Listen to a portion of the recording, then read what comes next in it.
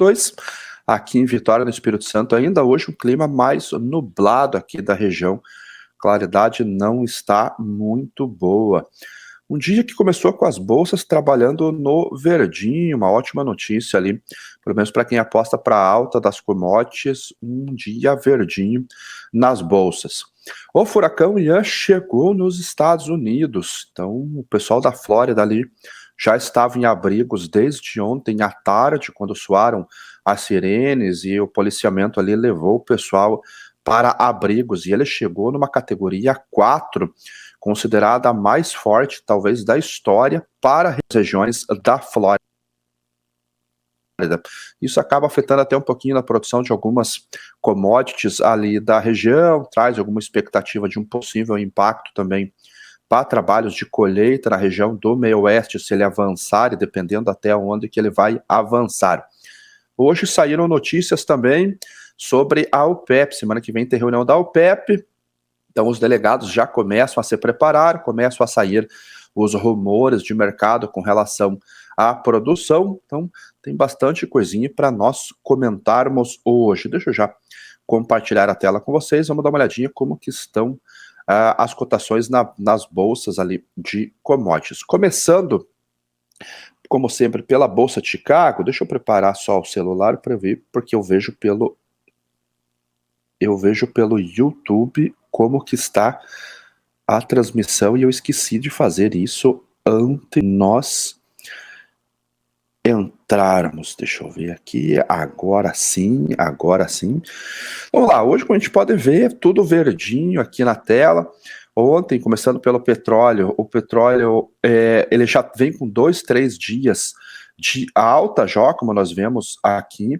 Até o petróleo Brent, ele voltou ontem a trabalhar acima de $90 o barril, e já começam as notícias de que a OPEP pode cortar a produção de petróleo. E o que me surpreendeu é que tem uma turma lá falando que eles podem cortar em até 1 milhão de barris por dia. Tá aqui, ó. Podem sugerir um corte de 1 milhão de barris por dia.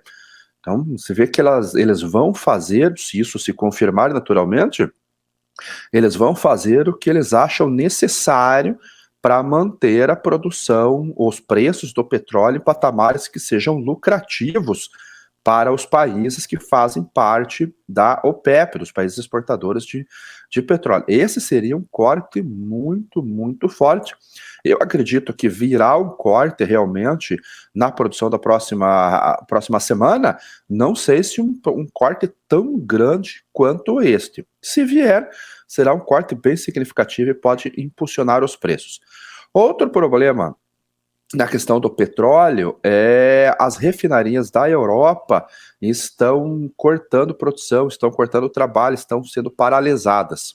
E aqui eles colocam alguns fatos na conta desta paralisação, dessa suspensão de atividades. Primeiro, não foram feitas as manutenções que deveriam ter sido feitas nos 2 últimos anos devido ao Covid.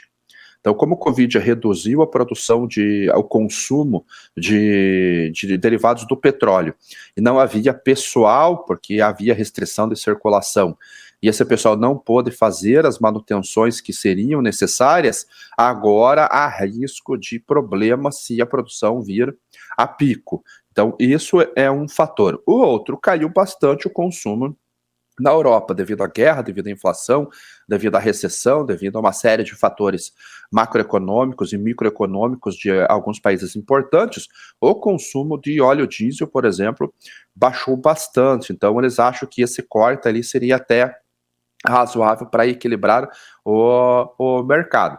O problema é que o inverno está aí, já está começando a bater na porta, começando a chegar o inverno, ela é no final do ano, mas a demanda ela se apresenta um pouquinho antes do inverno, porque você tem que ter o produto para o consumo. Então a demanda, no caso de petróleo e gás natural, ela sempre acontece um mês antes da estação sazonal.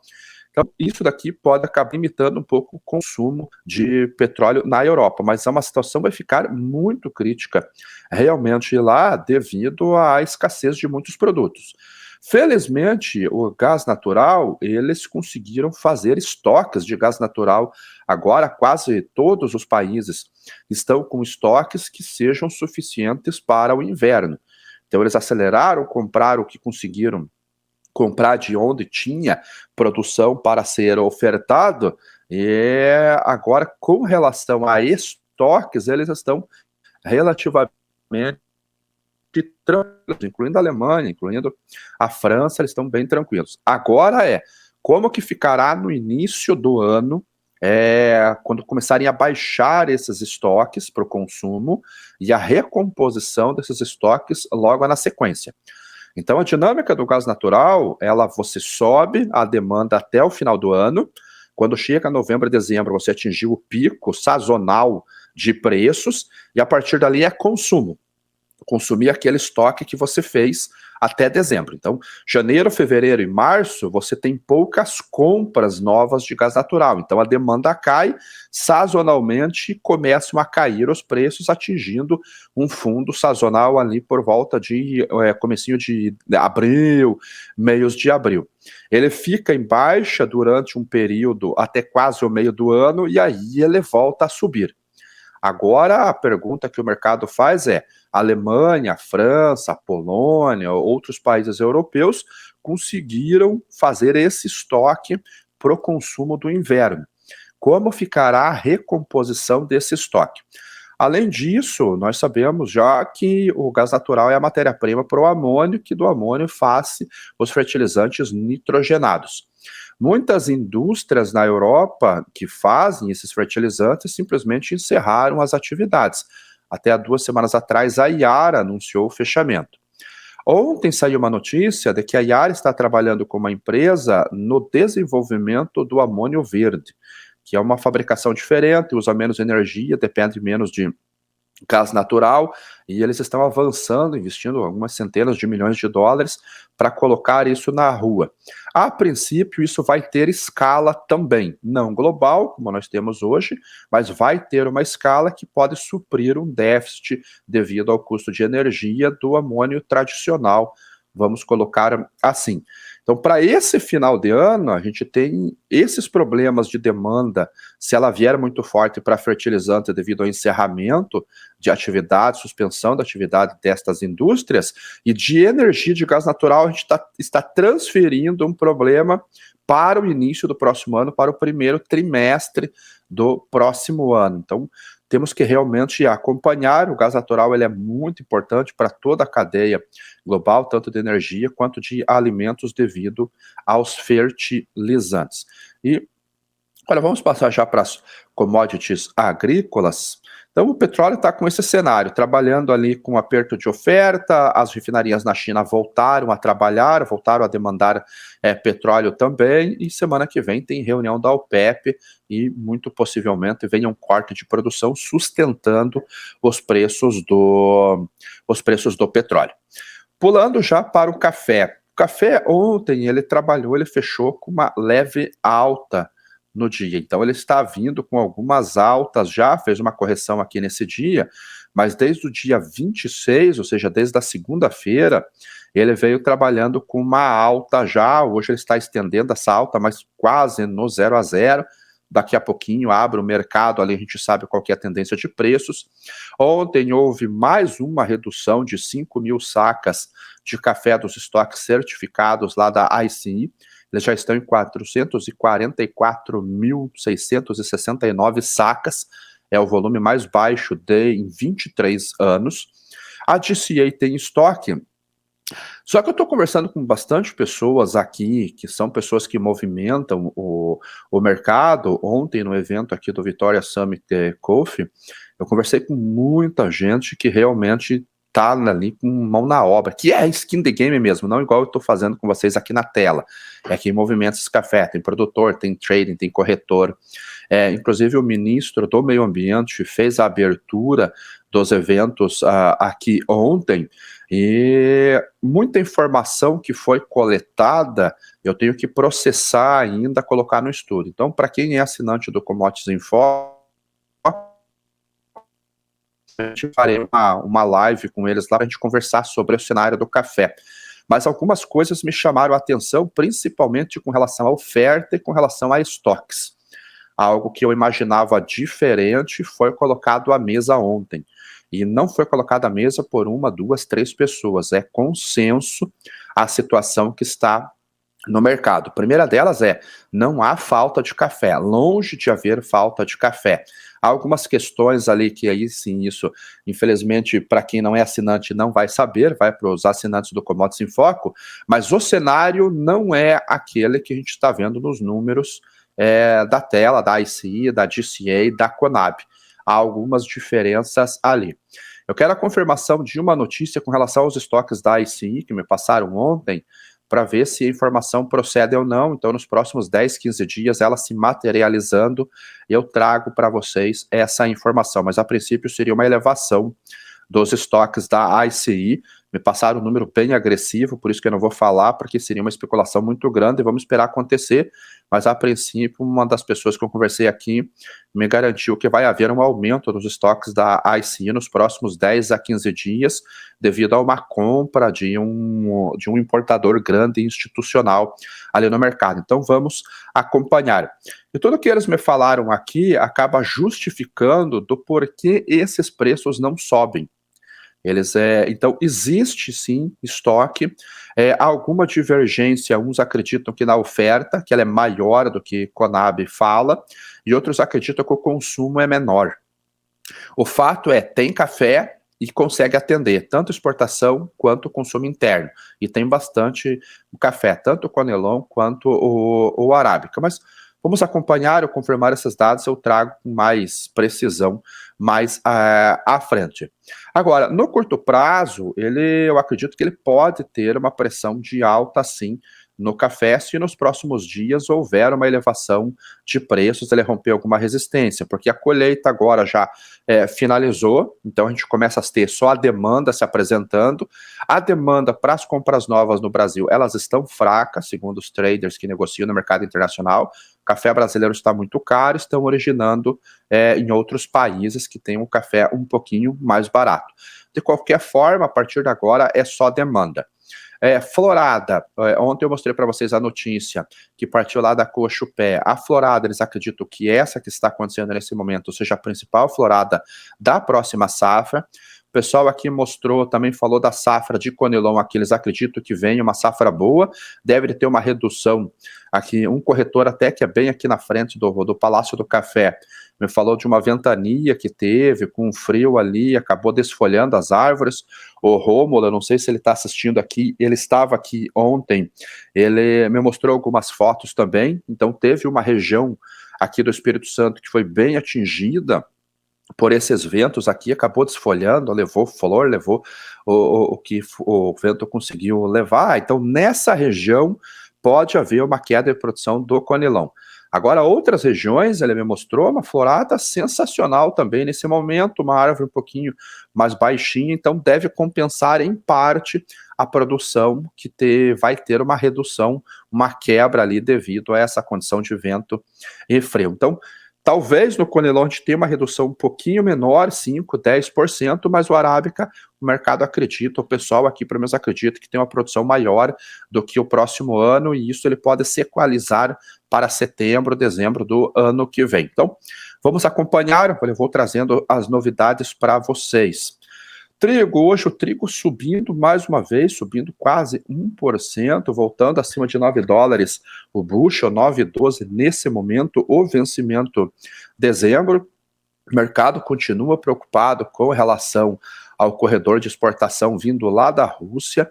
Ontem terminou a votação, mostrei para vocês, falei com vocês aqui o que o governo russo está dizendo, que mais de 90% das pessoas ali da região aceitaram essa suposta anexação. Agora temos que aguardar mais alguns dias para ver se realmente a Rússia vai anunciar que vai anexar essas 4 regiões ao leste da Ucrânia ou não. Se ela anunciar, ali começa mais um problema político ali, deve vir mais sanções contra o país, quem sabe talvez uma interrupção no fluxo.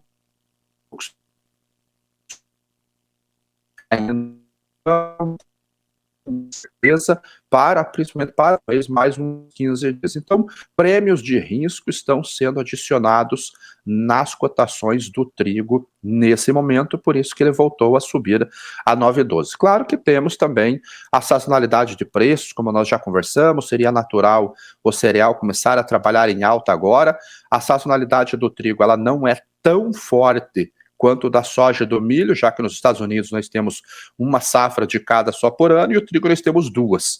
Então, essa característica de terem duas safras, uma já em seguidinho da outra, é pouca diferença entre o início da colheita, que é maio, do trigo de inverno, e o início da colheita, que é julho, do trigo de primavera, ele faz a sazonalidade ser um movimento mais tênue em comparação com soja e com milho. Mas agora nós já estamos indo para a sazonalidade de alta, que atinge a máxima em março. O plantio lá está avançando, mas está avançando de uma maneira um pouquinho mais lenta, as condições ainda não são muito apropriadas, continua seco lá nos Estados Unidos ainda, mas ele tem avançado esse plantio do trigo de inverno. Daqui a pouco ele hiberna, vai acordar no início do próximo ano, e nós vamos ver como que vai ser.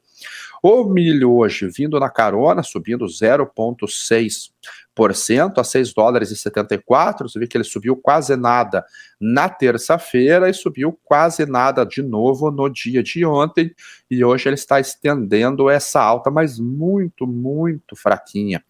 Os números de exportação dos Estados Unidos, eles estão realmente fracos, muito fracos. Ontem, saiu um dado da EIA, Agência de Energia dos Estados Unidos, Administração Energética, e mostrou mais uma queda na produção de etanol lá nos Estados Unidos e mais uma elevação nos estoques. Então, a demanda pelo milho nos Estados Unidos realmente está muito fraca. Olha, a gente olha pelo gráfico aqui, onde que está o número de produção. Então, dos últimos anos, desde 2018, 4 anos, quinto, considerando esse, é o número sazonalmente mais baixo. Ele ficou em 855 mil barris.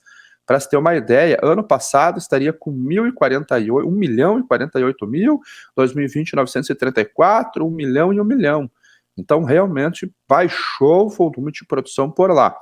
Os estoques, eles aumentaram. Aqui vai ficar difícil de ver, e como eu estou usando o sistema web, ele não deixa eu puxar essa janelinha. Mas os estoques, sazonalmente, eles estão com uma pontinha acima. É o maior estoque sazonal também desde 2018. As exportações, eles não atualizaram ainda, então está bem defasado o número vindo pela EIA. Mas isso mostra que a demanda por combustível nos Estados Unidos, ela caiu nesse momento. Então, o processamento do milho realmente caiu. Outro problema que vai atingir a soja é esse problema aqui, que é o baixo nível do rio Mississippi, de outros rios que são utilizados para o transporte de soja e grãos lá nos Estados Unidos. Então, devido àquela seca, devido ao calor, que foi o que acabou afetando a produção lá nos Estados Unidos, nós tivemos vários relatos disso ao longo do ciclo de desenvolvimento por lá, isso agora acabou afetando o transporte por lá.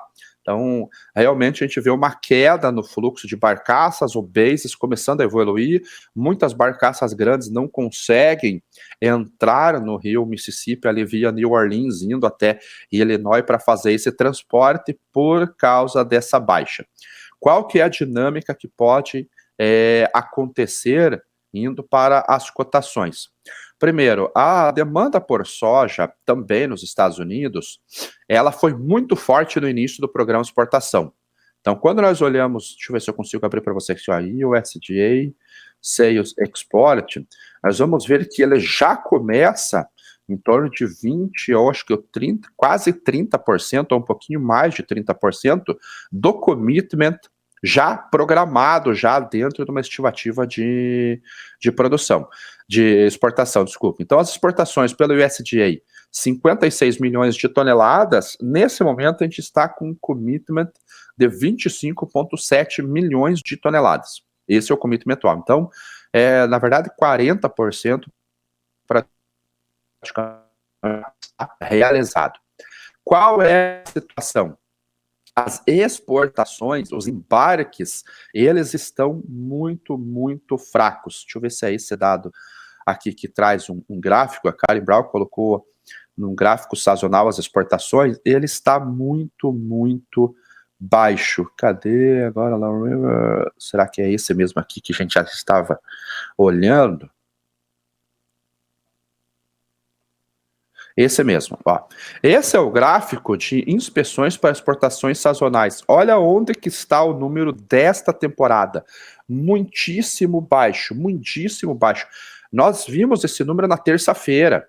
Então ele sai na segunda-feira ao meio-dia, na terça-feira nós já trouxemos o programa aqui muito baixo. O que isso pode acarretar?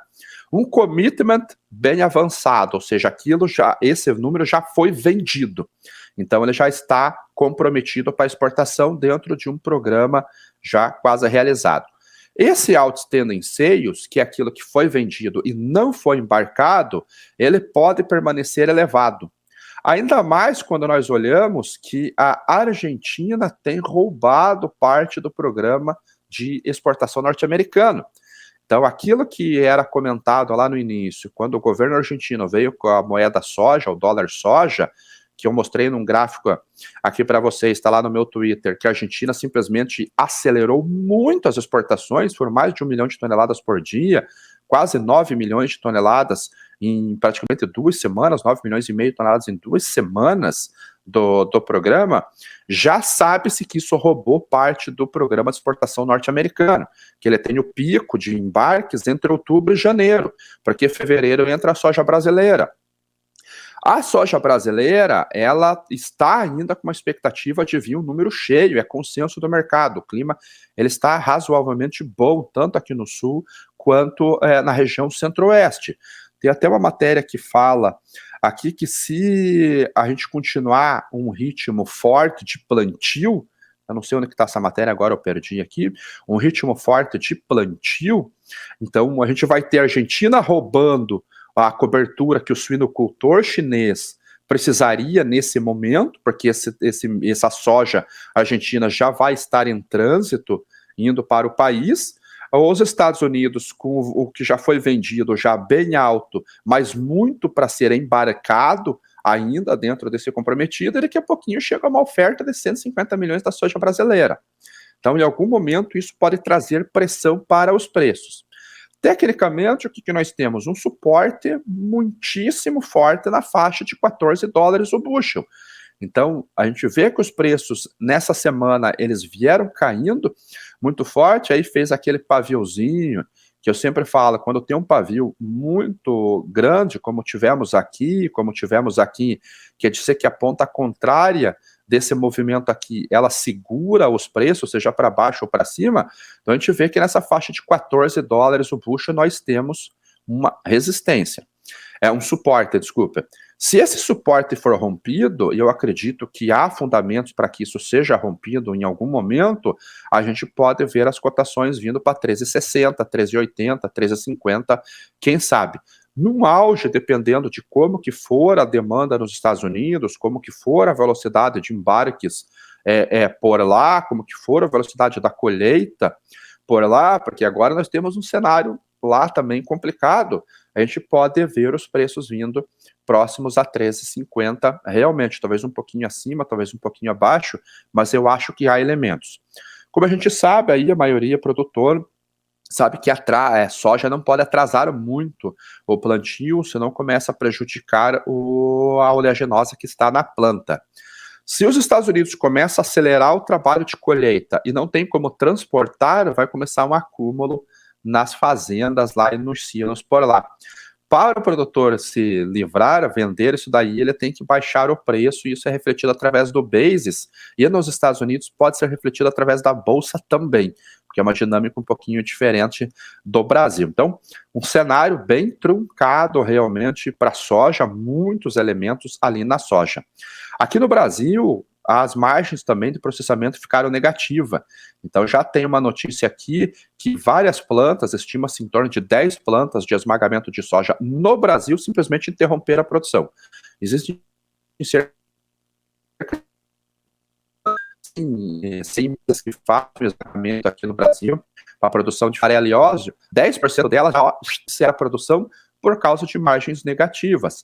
Crescimento muito grande de farelo, crescimento muito grande de óleo vegetal, de estoques, disso daí, então não precisamos produzir, porque não vamos parar no negativo. E aqui no Brasil tem aquela sacanagem, que a mistura de biodiesel já era para estar em 14% esse ano, o governo manteve em 10%. Isso cresceu o estoque de óleos vegetais. Agora já começam-se a negociações para que realmente venha a regulamentar para 14 e ano que vem para 15.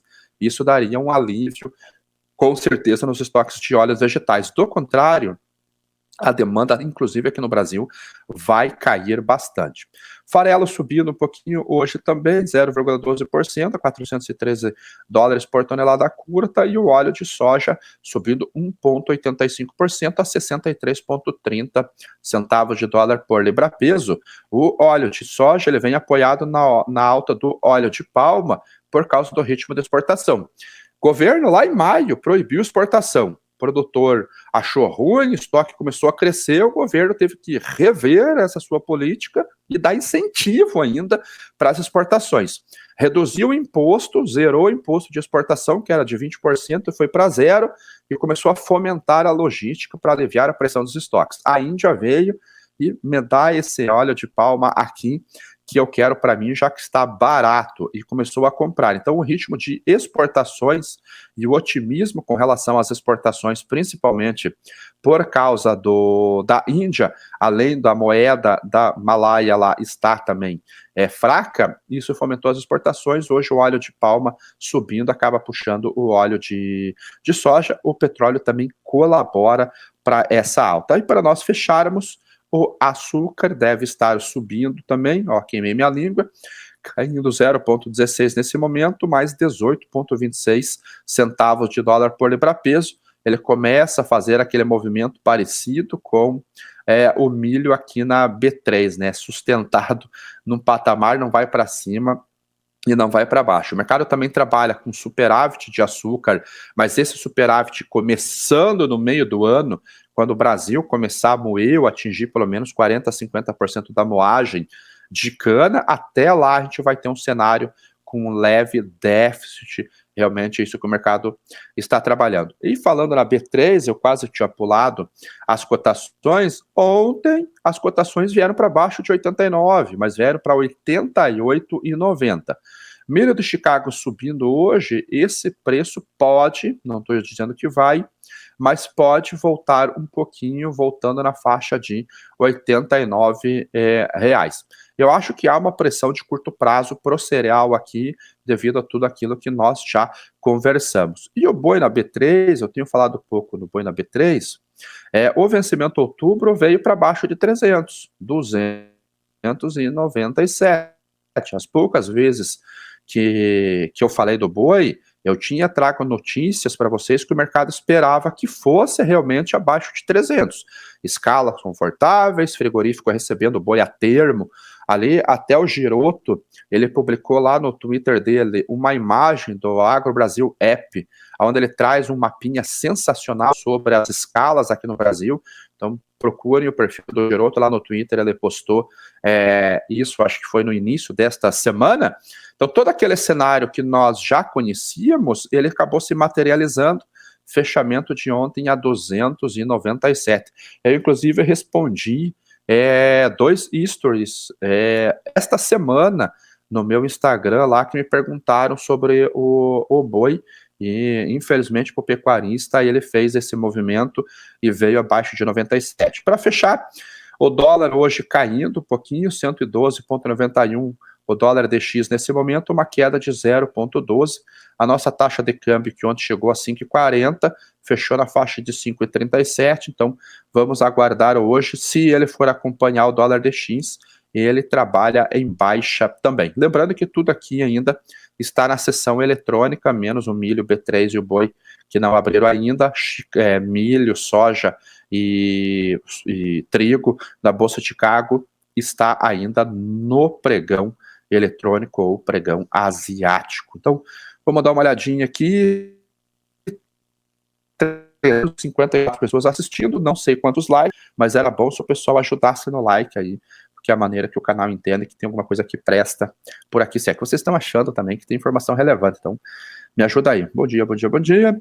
Meninas, que bom dia a todos. Ale, se for almoçar aí, vai no restaurante Partido Alto, que é muito bom. Eu vou me informar, Vinícius, vou me informar aqui. Mas como tá no evento, o pessoal tá mostrando próximo do evento. O Cabral voltou. O pessoal tava sentindo falta do 710 ali. Não sei se o Cabral já melhorou. Espero que tenha melhorado, sim. Daniel, bom dia, Ale. Sou seu seguidor há pouco tempo e tenho pouco conhecimento do ramo de bolsa. Tenho uma dúvida, acredito que básica. A medida do bushel é mundial ou muda entre países? O bushel ele é uma unidade de medida que é utilizada nos Estados Unidos, que vão 60 libras, é um cesto. Deixa eu ver se eu consigo colocar para vocês aqui a imagem. O que vai mudar no bushel é a quantidade de produto que vai dentro do bushel, pela densidade do produto. Então, na soja, há uma quantidade de soja dentro de um bushel, que é isso daqui, e do milho vai outra quantidade, porque o grão de milho é maior do que o da soja, então cabe menos milho dentro de um bushel do que soja.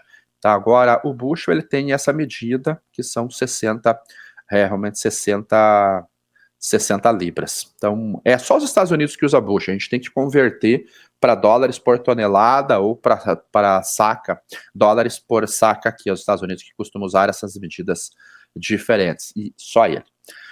Se o pessoal não tem mais pergunta, amanhã eu não garanto que tenha o programa, porque eu tenho um voo voltando para Curitiba logo cedo, então eu acho que não vai dar tempo de eu fazer o programa, então voltamos na segunda-feira, às 8 horas da manhã, no Primeira do Hora do Agro. Fiquem todos bem, não esqueçam de dar o like e conversamos. Até mais. Tchau.